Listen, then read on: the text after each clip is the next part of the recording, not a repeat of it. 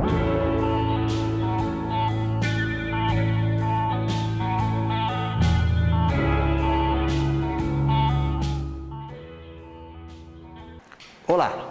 eu sou Vladimir Polísio, da Associação Amigos do Grande Anhangabaú. Do dia 5 até o próximo dia 14 de outubro, estamos com a série de entrevistas com os candidatos e candidatas ao cargo mais alto do Poder Executivo Municipal, o de prefeito ou prefeita. Todos os 13 postulantes ao cargo confirmaram participação. Na tarde de hoje, sexta-feira, dia 9 de outubro, essa tarde chuvosa, nodolenta, nós estamos com a candidata à prefeitura pelo Partido dos Trabalhadores, Daniela da Câmara. Daniela, boa tarde, tudo bom? Boa tarde, tudo bem com você? Tudo bem, graças a Deus, tudo bem. Daniela, como está a campanha? Antes, Daniela da Câmara. Me explica, Câmara é porque você trabalha na Câmara ou não? Não, é um sobrenome português, Vladimir. Embora haja coincidência entre o Poder Legislativo e certa vez da confusão entre o Poder Legislativo e Executivo e Prefeitura, mas é da Câmara, mas é da Prefeitura, na verdade é meu sobrenome de origem portuguesa e da família do meu pai. Então você não trabalha, ou não trabalha na Câmara dos Vereadores? Não. A sua área qual que é? Eu sou arquiteta urbanista. Arquiteto urbanista. Como que está a campanha do Partido dos Trabalhadores aqui em Jundiaí agora em 2020? Bom, primeiro queria muito agradecer o convite. Acho fundamental as associações de bairro, todas as entidades que puderem convidar os candidatos para uma conversa, mesmo que individual, mesmo que assim, né, com máscara, a gente vai respirando um pouquinho mais devagar e vai falando. Fundamental para conhecer todas as propostas e o programa de governo. A campanha tem se adaptado aí aos novos moldes em razão da pandemia. A gente tem feito muitas discussões através das plataformas virtuais, com as pessoas, com os especialistas, com os segmentos.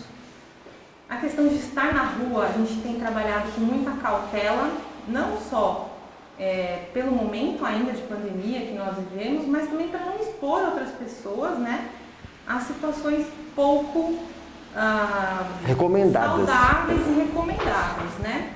Então, assim, tenho visitado alguns bairros, alguns lugares. Hoje pela manhã, por exemplo, estive no Terminal Vila Arens para falar sobre mobilidade. Estive também numa UBS na Vila Rami para falar um pouco da saúde.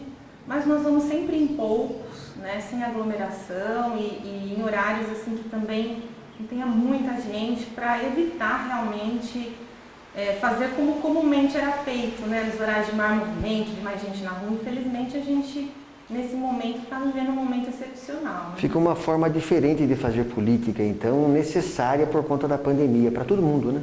Sim, eu acredito que a gente tem que se adaptar a esse momento, né? A eleição municipal não pode, não deve se sobrepor à vida das pessoas. Então, existem formas de conhecer os candidatos, formas de entender os programas de governo. Ao serem chamados, acredito que todos atendem, né, aí aos convites, e isso vai chegando às pessoas em modelos atualmente mais seguros e interessantes.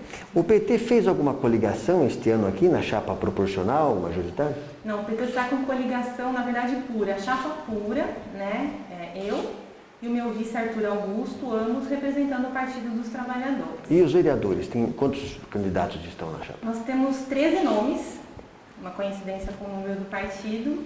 São 13 nomes, temos mulheres, homens, uma chapa bastante interessante, renovada e um quadro técnico muito bom, discutindo a cidade, se colocando aí para galgar uma cadeira no Executivo Municipal, para também qualificar o debate do Executivo Municipal com propostas de qualidade que possam ajudar as pessoas.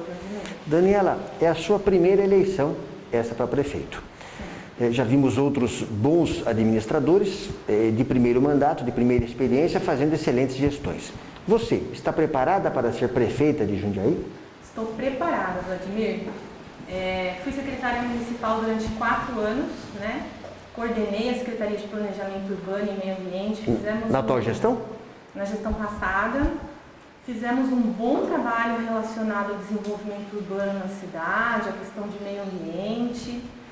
E em razão desse trabalho bem executado, que gerou muitos benefícios para a cidade de Jundiaí, eu fui convidada, né, a me colocar como candidata pelo Partido dos Trabalhadores. Conheço o orçamento municipal, conheço o funcionamento da máquina pública, né?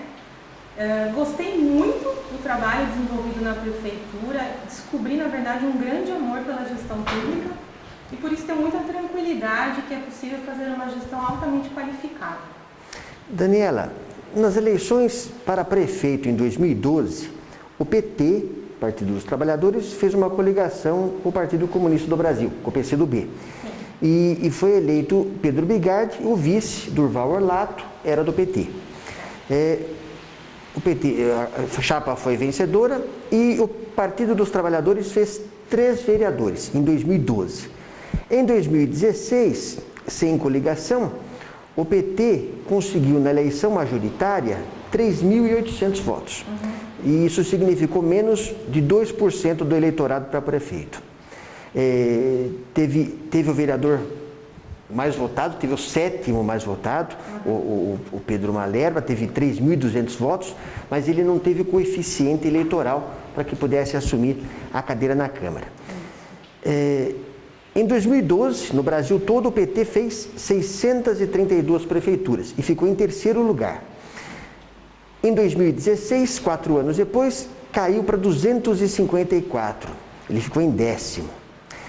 Na Prefeitura de São Paulo, o Fernando Haddad, que foi candidato à presidência também, em 2012, ele foi eleito prefeito. Em 2016, ele conseguiu 16% dos votos e o prefeito, na época, João Dória, atual governador, foi eleito no primeiro turno. Isso talvez pelo efeito do pedido de impeachment, na época, contra a presidente Dilma. Hoje, na cidade de São Paulo, as últimas pesquisas mostram um candidato do PT, o Gilmar Tato, com um pouco mais de 1% dos votos. Eu falei esse panorama da cidade de São Paulo, na cidade de Jundiaí, porque, na sua opinião, você acredita que o panorama hoje, ele é outro? E existe mais espaço para crescimento do PT nas urnas atualmente do que havia na eleição passada? Como que está essa situação? Eu acredito que sim, Vladimir, porque, como você mesmo falou, nós tínhamos de 2012, né, uma eleição com 3 cadeiras na Câmara Municipal. Das 3 cadeiras, o vereador Paulo Malerba foi o vereador melhor qualificado pelos projetos apresentados durante o seu mandato. Também a vereadora Marilena Negro, uma mulher, né, um quadro bastante antigo do partido, com ações reconhecidas de ética e honestidade. Nós temos na cidade de Jundiaí excelentes exemplos de atuação de parlamentares do Partido dos Trabalhadores, né? Ocorreu sim a questão do golpe em 2016 contra a presidenta Dilma. Esse cenário, obviamente, se refletiu nas eleições municipais e todo o quadro nacional, né, até desqualificação do partido. Vamos lembrar que o processo que ocorreu da Lava Jato fez uma série de investigações, né, que não foram só contra o PT, foram contra vários partidos. Então, acho importante falar de uma forma muito tranquila sobre isso, Vladimir, e falar a verdade, né, porque assim, existem bons e maus profissionais, bons e maus políticos, e nos partidos, os partidos são compostos de pessoas, né? Então não é porque essa pessoa tem uma investigação, primeiro, que ela está condenada. Eu acho que é muito importante discernir uma investigação de uma condenação. O primeiro passo é que a pessoa precisa se defender de uma condenação. Segundo passo, os partidos são compostos de pessoas. Então, nesse processo todo, né, onde diversas figuras que você citou saíram do Partido dos Trabalhadores, o prefeito Fernando Haddad fez um trabalho de excelência na cidade de São Paulo, embora tenha sofrido sim, e falo isso com muita tranquilidade também, muito fake news sobre o seu governo, né? Diversos projetos do seu governo foram premiados internacionalmente, inclusive, né? Demonstram alta qualidade nos resultados. Então, infelizmente, houve essa desqualificação na figura do prefeito Fernando Haddad O prefeito Dória foi eleito, né? Não cumpriu seu mandato quanto prefeito, que eu acho muito ruim, muito questionável. Já se galgou a governador. Em seu lugar ficou o prefeito Bruno Covas, que, mesmo sendo um prefeito do PSDB, na minha opinião, menos questionável do que o Dória, embora questionável em muitas ações, porém, ele deu muita continuidade a muita coisa do prefeito Fernando Haddad, logicamente sem dar este rótulo, mas quem acompanha a gestão sabe identificar. E tivemos uma eleição presidencial nesse meio do caminho, onde sequer houve um debate na TV com a presença do presidente eleito, que eu acho também assim algo bastante complicado quando você fala de eleger a figura que vai representar o mais alto cargo da República Federativa do Brasil. Então, a gente não teve oportunidade de assistir a debates, de ideias, de projetos, e mesmo assim o atual presidente foi eleito com essa pecha da questão da corrupção e dessa mudança, dessa guinada para a extrema-direita. Logicamente, a população, muito cansada de toda essa polarização, fake news, indústria do ódio que a gente está vendo agora, que vem sendo desmontado, a população começa a falar, meu Deus, o que a gente vai fazer, né? Começa a ficar desorientada e começa a buscar salvadores da pátria, né? Não existem salvadores da pátria. O que existem são debates de ideias e de propostas. E a gente precisa começar a amenizar essa questão dessa polarização raivosa que só vai trazer o Brasil e as cidades a cenários muito piores. Porque a democracia, ela pressupõe diálogo, e o diálogo pressupõe ideias diferentes. Você pode pensar uma coisa, eu posso pensar outra, e a gente pode dialogar sobre isso e chegar numa terceira conclusão. Ou eu posso entender que você tem razão, ou você pode entender que eu tenho razão, ou a gente pode continuar não concordando. Isso é democracia. E a luta política, ela pressupõe essa conversa, esse diálogo de ideias, né?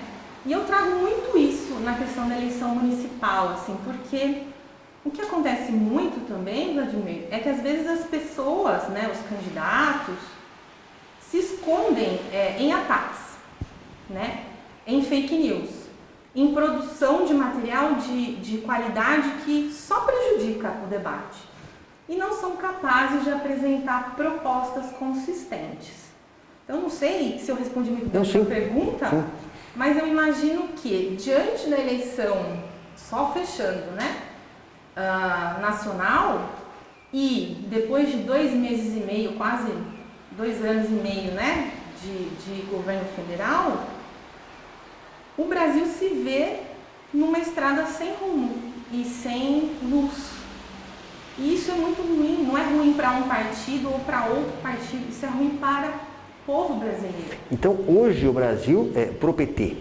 Então, pro PT, hoje a situação politicamente é melhor do que o que foi o cenário de 2016, eleitoralmente falando, para as urnas, para o eleitor. Você acha que o momento é melhor agora? Eu acho, Vladimir, que a gente, quando eu falo, são as pessoas, sim, né? E também o Partido dos Trabalhadores e das Trabalhadoras. Eu acho que hoje a gente pode falar de projetos. Então, qual é o projeto de Brasil que está colocado? E qual é o projeto de Brasil que foi condenado? Né? Vamos dizer assim, de forma simplista. E o que está trazendo de bônus e de melhoria para a vida das pessoas esse projeto de Brasil? E o outro projeto de Brasil? Nós tivemos boas iniciativas, boas políticas públicas que elevaram a qualidade de vida da população? Nesse momento, como estamos? Nós estamos conseguindo fazer esse tipo de política pública que faça com que a gente saia desse momento difícil que nós estamos vivendo? Então, eu acho muito pertinente, e aí a alteração de poderes, ela é interessante, porém a gente não precisava chegar num momento tão difícil, né? Mas a alteração de poderes e de projetos, ela é interessante porque te permite comparar projetos, realizações né? E a gente vê hoje como a falta de debate e a ilusão de um Messias não melhora a vida das pessoas. Tocando nesse assunto, eu lembro que a prefeita, ex-prefeita e candidata novamente à prefeitura de Fortaleza, a Luiziane Lins, ela tem como mote de campanha uma frente antibolsonarista que ela pretende que seja um exemplo não só para o PT, mas para outras legendas também. Uma frente antibolsonarista na prefeitura, no município, na campanha eleitoral. Você pretende algo assim também aqui em Jundiaí? Olha, você me desculpe, Vladimir, mas eu não tenho como dizer que tenho qualquer afinidade com o presidente eleito, né? Ele representa o corte de direito de trabalhadores e de trabalhadoras, ele representa a valorização de pessoas que tiveram atos num momento muito difícil do Brasil da ditadura, que foram relacionados muitos à tortura de mulheres. Isso é história, né? Não dá para negar a história, e ele nega a história, né? Ele ameniza esses fatos. Não dá para negar que enquanto o Brasil passa por uma situação tão delicada quanto essa, ele faz piada. Não dá para negar que em meio a uma pandemia que não é no Brasil, é mundial, ele nega a pandemia, ele não usa máscara, ele expõe as pessoas. Na verdade, a pandemia no Brasil foi péssima pela quantidade de mortos que nós tivemos e acho que em grande parte pelo péssimo exemplo do líder da nação. Por quê? Nós temos um sistema de saúde público que, vamos resgatar aí pela história, o ministro Mandetta, embora tenha feito um bom trabalho enquanto esteve no Ministério da Saúde, queria desmontá-lo. Essa era a proposta do ministro Mandetta, desmontar o Sistema Único de Saúde. Quando ele entrou na gestão pública e viu o tamanho da potência que é o SUS, ele falou, pera, aqui é sério. Que é o que eu estou te falando. A gente pode mudar de opinião, né? Eu tenho a impressão que o ministro Mandetta mudou de opinião. Ele viu a máquina maravilhosa que é o SUS, embora, logicamente, pelo tamanho do país, tenha dificuldades, claro, o Brasil tem uma dimensão continental, coisa que o presidente em exercício não aceita, né? Não aceita, e não aceitou, e deu mau exemplo na questão da pandemia, e só não foi pior porque a gente tinha uma estrutura diferente de muitos outros países, graças ao SUS.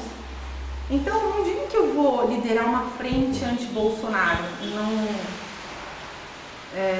semelhante como a Luiziane Lins pretende. Não está nos meus planos, né? Mas eu, sinceramente, repudio todas as ações relacionadas ao não cumprimento de políticas públicas, à retirada de direitos de trabalhadores, a não olhar para a população mais vulnerável que está na rua dormindo, né, que perdeu suas casas porque não consegue pagar os empréstimos em razão da pandemia, não tem uma política pública que dê conta, e os municípios estão tendo que assumir uma política pública federal, porque o que estoura é na cidade que estoura o problema.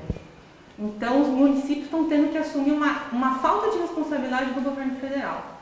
E que aí, com todo respeito, o presidente Lula seria um estadista nessas ações frente à pandemia. Então, nesse tema da federalização da campanha municipal, há um tempo atrás, eu sou do tempo que quando nas eleições municipais se discutiam mais problemas municipais e a questão do Estado, a questão da União não era tão debatida. Hoje em dia isso parece que mudou bastante. Na Prefeitura de São Paulo, o Celso Russomano, por exemplo, ele tenta grudar na pessoa do presidente Jair Bolsonaro. O Bruno Covas, o atual prefeito, que busca a reeleição, ele tenta se apegar à pessoa do governador, do qual ele já foi vice, do João Dória.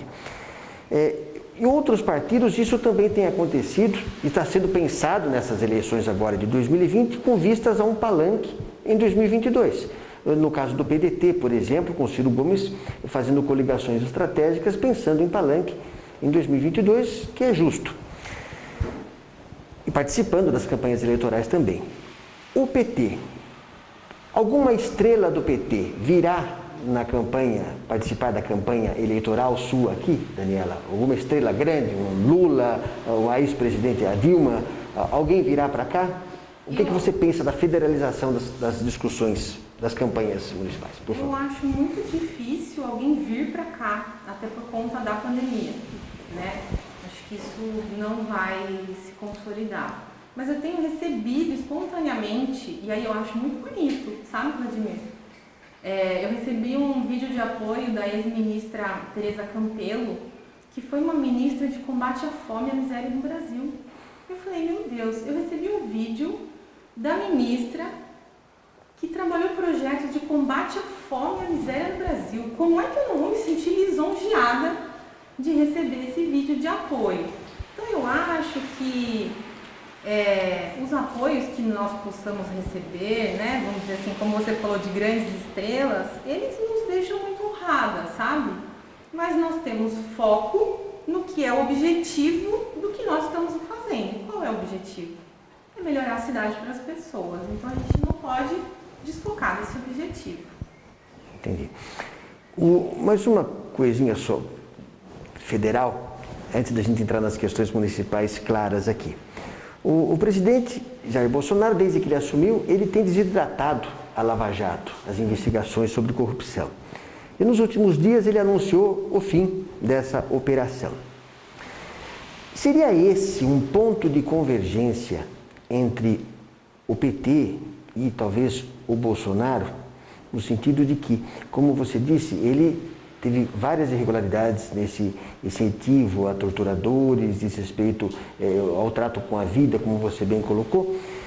Isso aproxima o PT do que faz o Jair Bolsonaro, porque o PT também, até eu vi um artigo do José Guimarães, o deputado José Guimarães, ele dizendo que o PT foi perseguido pelas investigações da Operação Lava Jato e pelo golpe, que ele classifica como golpe, que houve contra a ex-presidente Dilma Rousseff. Então ele disse que o grande golpe foi, o maior golpe de todos eles foi a Operação Lava Jato. E agora com o presidente Jair Bolsonaro, ele desestruturando, desarticulando essa investigação. Isso seria um ponto de proximidade dessas duas pessoas, do Partido dos Trabalhadores com o Bolsonaro?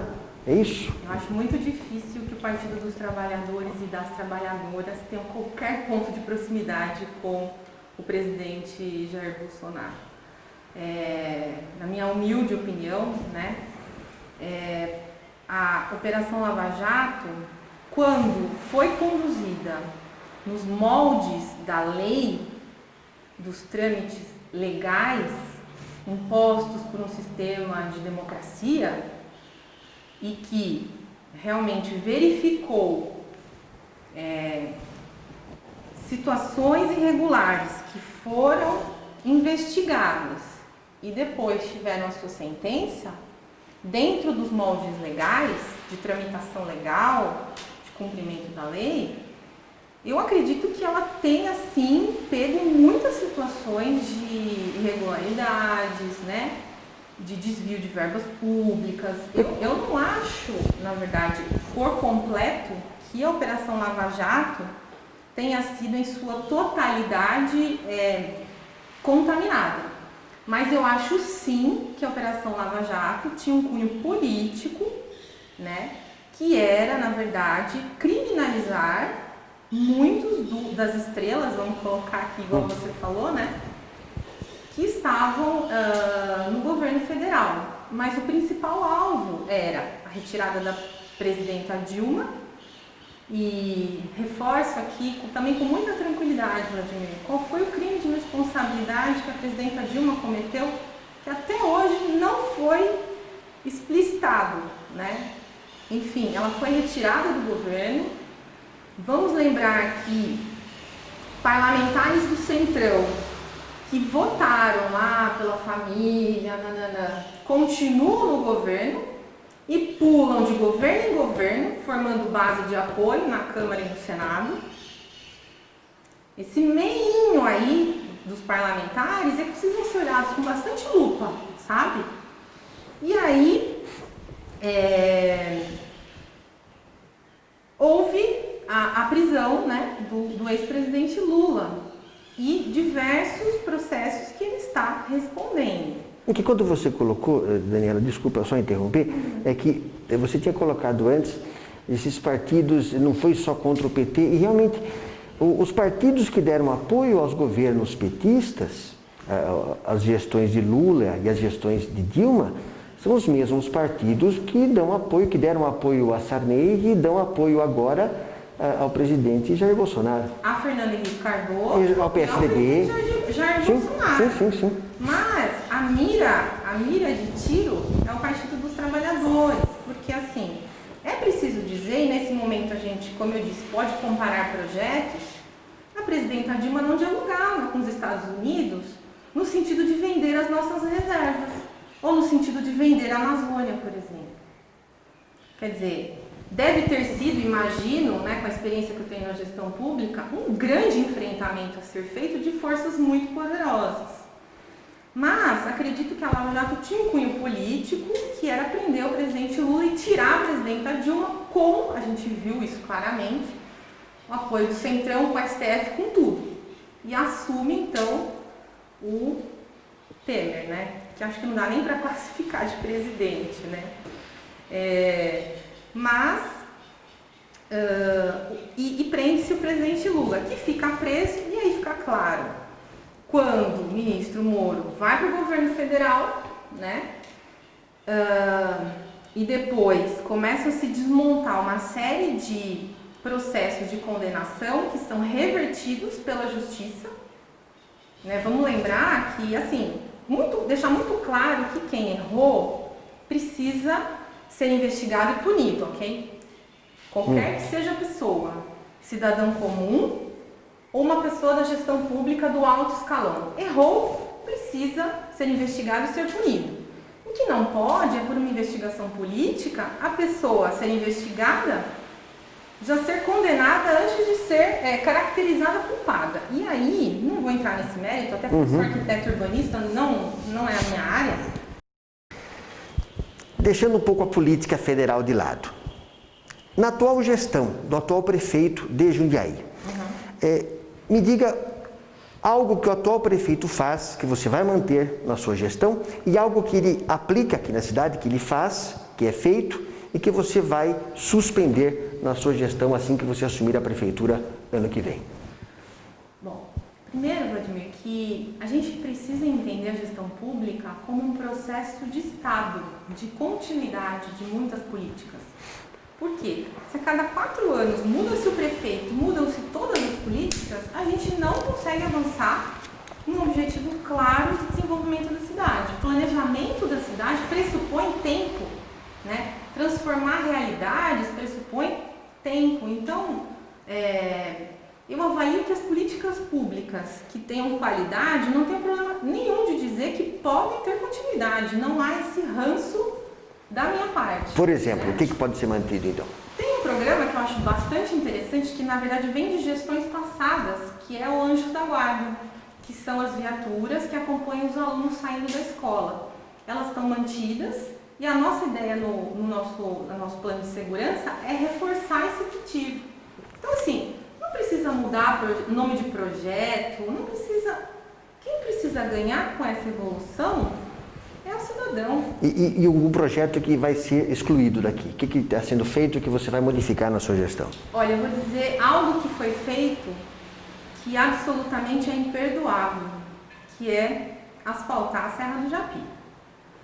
Então você me desculpe, recurso internacional para pavimentar estradas de terra na Serra do Japi que deveriam ser estradas parque, com pavimentos drenantes ou que se mantenham de terra mesmo, né? A gente sabe do interesse que Cajamar, que vem dilacerando o seu patrimônio natural, tem na conexão com Jundiaí por dentro da serra. Isso seria encerrado na sua gestão? Não é. Dentro da 417, que é a legislação da Serra do Japi, as estradas no território de gestão da Serra do Japi são estradas parque. Isso está na lei. Não sou eu que estou dizendo. Sim.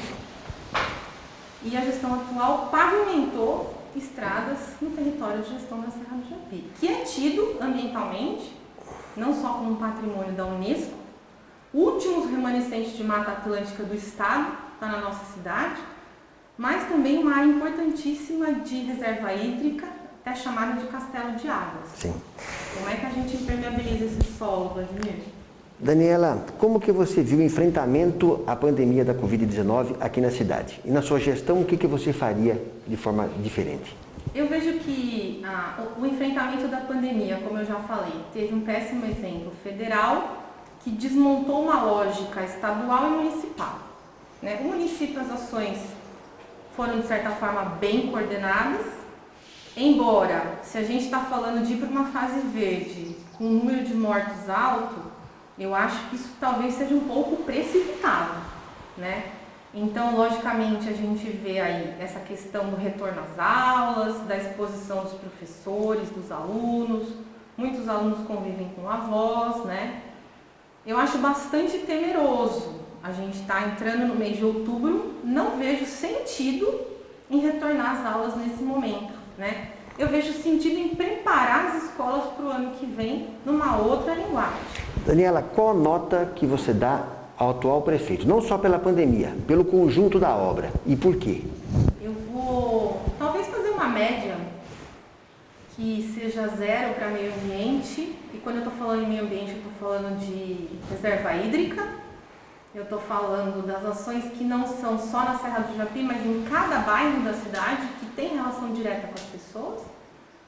Eu vou dar uma nota alta aí, um 7, talvez, na gestão administrativa no sentido das finanças, porque o PSDB tem expertise nessa área das finanças. Então, a média seria 3,5. 3,5, 0 mais 7, 3,5. 3,5.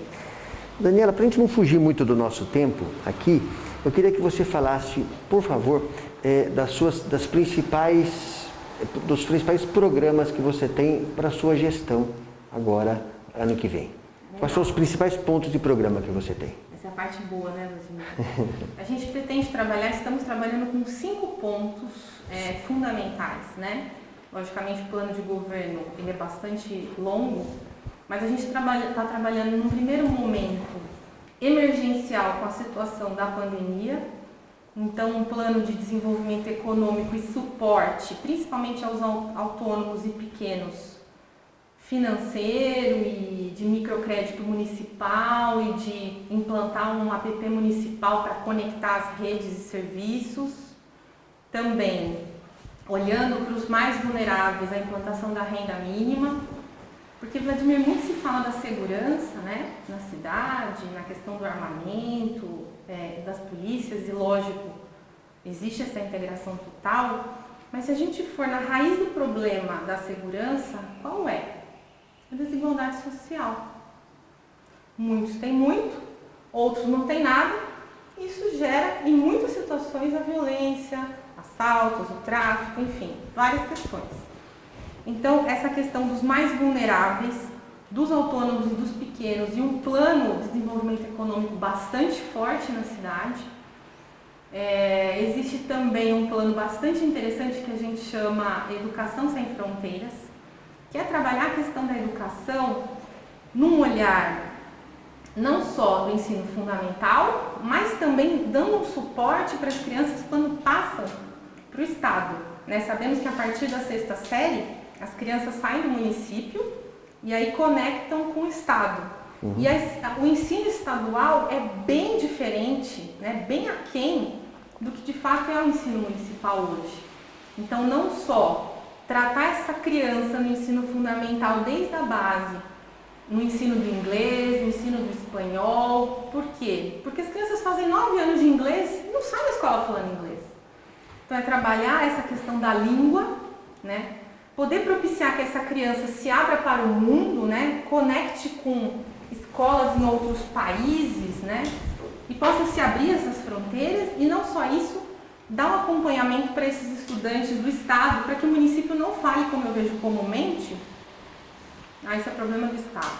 Mas aí são jovens que daí vão para a droga, que estão entrando no mercado de trabalho, enfim, olhar para isso de uma forma mais conjunta. A gente vem com uma proposta muito interessante de bairros completos, Quando eu estava chegando aqui, eu olhei muito para o Anhangabaú. Meu pai nasceu aqui no Anhangabaú. Tinha um buraquinho ali no muro do bolão, e ele passava pelo buraquinho para entrar no bolão, na frente da casa dele, na Pedro Soares. A proposta de bairros complexos é uma proposta de fazer todas as políticas públicas convergirem no bairro. Então a gente está falando de saúde, educação, a gente está falando do social, a gente está falando do meio ambiente, a gente está falando de segurança, desenvolvimento econômico, tudo isso convergir na escala do bairro. Como? A gente pode explicar, não sei se a gente tem tempo. Não tem porque já está passando aqui. Tá até vou cortar você um pouquinho. Por favor, Daniela, para você explicar, então, para o eleitor que ainda não decidiu em quem votar na eleição agora de novembro, convença o eleitor indeciso, então, ao dar o seu voto para Daniela da Câmara, que não trabalha e não trabalhou na Câmara dos Vereadores. Não, só trabalhei na prefeitura. Assim. Bom, Vladimir, primeiro que eu me coloco aqui com toda a minha energia, né? Com toda a abertura ao diálogo que eu sempre tive com as pessoas, né? O slogan da nossa campanha é "Vamos fazer juntos". Então, assim, não tem milagre, Vladimir, não tem salvador da pátria, tem diálogo com as pessoas, tem entender o que as pessoas precisam e fazer o orçamento municipal se adequar às pessoas, não é o contrário, né? Quando se fala, mas tem orçamento para fazer, a gente tem que encontrar formas do orçamento público atender às necessidades das pessoas. Olhar para os bairros com muita qualidade, requalificar a nossa cidade, que é muito boa, mas ela pode ser muito melhor. Então, eu me coloco até humildemente aqui, né, como candidata, aí à disposição da população para que possam entender as melhores propostas e perfis para a nossa cidade. Eu teria muita honra em ser a primeira prefeita de Jundiaí. Eu agradeço a presença da Daniela. Muito obrigado, Daniela, Obrigada, pela sua presença aqui conosco. Aqui comigo, por favor. E eu convido você, eleitor, eleitora, a acompanhar conosco a série de entrevistas com os candidatos e candidatas ao cargo mais importante de Jundiaí, durante os próximos 4 anos, que é o chefe do Executivo Municipal. As eleições deste ano serão dia 15 de novembro, primeiro turno. E o segundo turno, caso haja necessidade, no dia 29. O horário de votação foi aumentado por conta da pandemia da Covid-19 e será das 7 às 17 horas. Entre 7 e 10 horas da manhã, terão prioridade na votação as pessoas com mais de 60 anos. Muito obrigado, até breve.